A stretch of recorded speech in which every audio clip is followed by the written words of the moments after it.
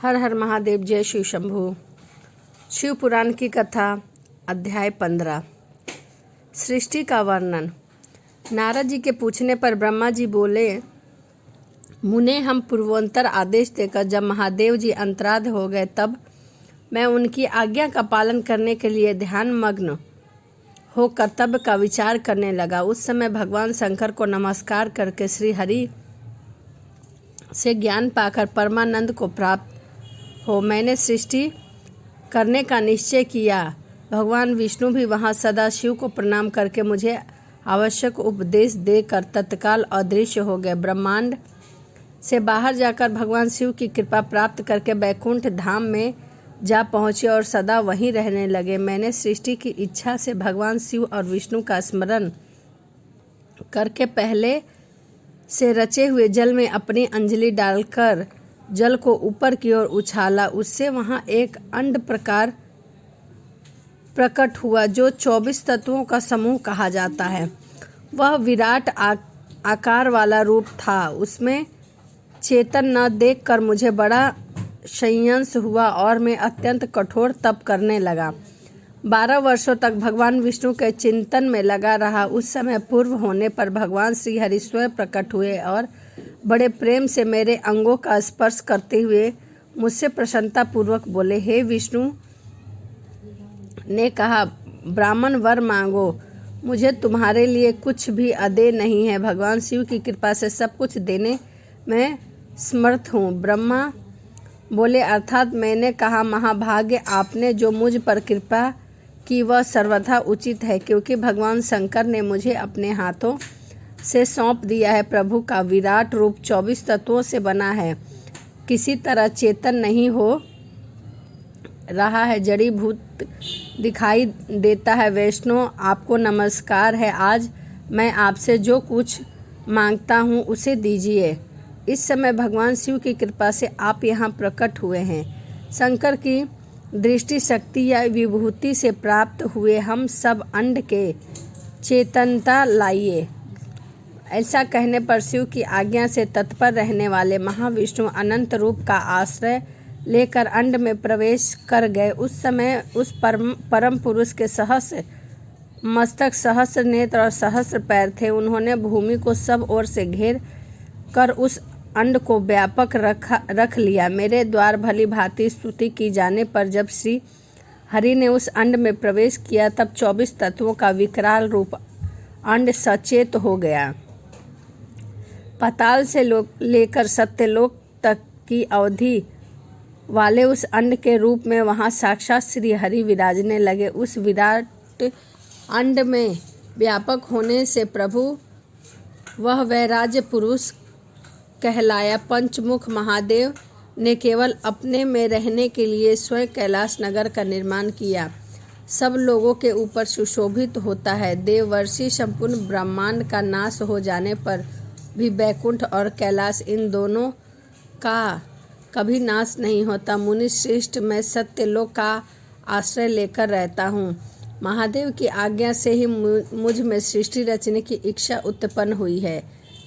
जब से सृष्टि की इच्छा से चिंतित करने लगा हूँ उस समय मुझसे अनजाने में ही पाप पूर्ण तमोगुण सृष्टि का प्रादुर्भाव हुआ, जिससे अविद्या पंचक अथवा पंच भरवा अविद्या कहते हैं। तदंतर प्रसन्नचित्त होकर शंभु की आज्ञा से मैं पुनः अनासक्त भाव से सृष्टि का चिंतन करने लगा हूँ। उस समय मेरे द्वारा स्वांवर, संयंग, वृक्ष आदि की सृष्टि हुई, जिससे मुख्य सर्ग कहते हैं। यह पहला सर्ग है। इसे देखकर वह अपने लिए पुरुषार्थ का साधन नहीं है, यह जानकर सृष्टि की इच्छा करने वाले ब्रह्मा से दूसरा सर्ग प्रकट हुआ जो दुख से भरा है। उसका नाम त्रियवस्त्रोता।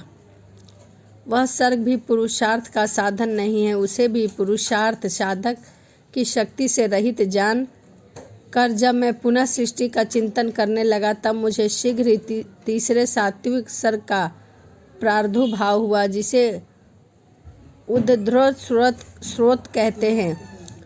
वह देव सर्ग के नाम से विख्यात हुआ। देव सर्ग सत्यवादी तथा अत्यंत सुखदायक है, उसे भी पुरुषार्थ के साधन की रुचि एवं अधिकार से रहित मानकर मैंने अन्य सर्ग के लिए अपने स्वामी श्री शिव का चिंतन आरंभ किया। तब भगवान शंकर की आज्ञा से एक रजोगुण सृष्टि का प्रादुर्भाव हुआ, जिसे अर्वास्त्रोता कहा गया। इस सर्ग में प्राणी मनुष्य है जो पुरुषार्थ साधक से उच्च अधिकारी है। तदंतर महादेव जी की आज्ञा से भूत आदि की सृष्टि हुई। इस प्रकार मैंने 5 तरह की वैकृत सृष्टि का वर्णन किया है।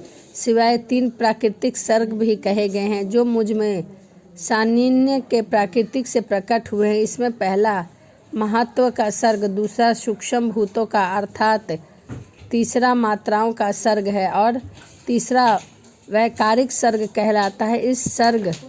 इस तरह यह 3 प्राकृतिक सर्ग है। प्राकृतिक और विकृत दोनों प्रकार के सर्गों को मिलाने से 8 सर्ग हैं। इसमें सिवा 9वां कौमार्ग सर्ग है जो प्राकृतिक और वैकृत भी है। इन सबके अवतरण भेद का वर्णन नहीं किया जा सकता क्योंकि इसका उपयोग बहुत थोड़ा है। अविमुक्त नामक स्थान है। महेश्वर की 3 मूर्तियों में से अन्यतपूर्ण सर्वेश्वर एवं दया सागर भगवान शिव अर्धनारेश्वर रूप में प्रकट हुए, जो जन्म से रहित तेज हो, स्वर्ग तथा सर्वश्रेष्ठ है। नील लोहिनी नामधारी साक्षात उमा वल्लभ शंकर को सामने देख बड़ी भक्ति से मस्तक झुका स्तुति करने में मैं बड़ा प्रसन्न हुआ और देवेश्वर से बोला, प्रभु आप भारती के जीवन की सृष्टि कीजिए। मेरी यह बात सुनकर देवाधिदेव महेंद्र रुद्र ने अपने ही समान बहु रुद्रांगनों की सृष्टि की। तब मैंने अपने स्वामी महेश्वर महारुद्र से फिर कहा, आप जैसे जिए वैसे सृष्टि कीजिए। जो जन्म और मृत्यु के भय से युक्त हैं और तत्काल हंस पड़े। इस प्रकार बोले महादेव जी कहा कि हे तात, मैं जन्म और मृत्यु के भय से युक्त सर्ग की सृष्टि नहीं करूँगा क्योंकि वह कर्मों के अधीन हो दुख के समुद्र में डूबे रहेंगे। मैं तो दुख के सागर में डूबे हुए उन्हें जीवन का उद्धार मंत्र करूँगा। गुरु का स्वरूप धारण करके उत्तम ज्ञान प्रदान कर उन सबको संसार सागर से पार कर दूँगा। प्रजापति दुख में डूबे हुए सारे जीव की सृष्टि तो तुम ही करो। मेरी आज्ञा से इस कार्य में प्रवृत्ति होने के कारण मैं तुम्हें माया में नहीं बांधूंगा। मुझसे ऐसा कहकर श्रीमान भगवान नील लोहिन महादेव मेरे देखते ही देखते अपने पार्षदों के साथ वहां से तत्काल तिरोहित हो गए।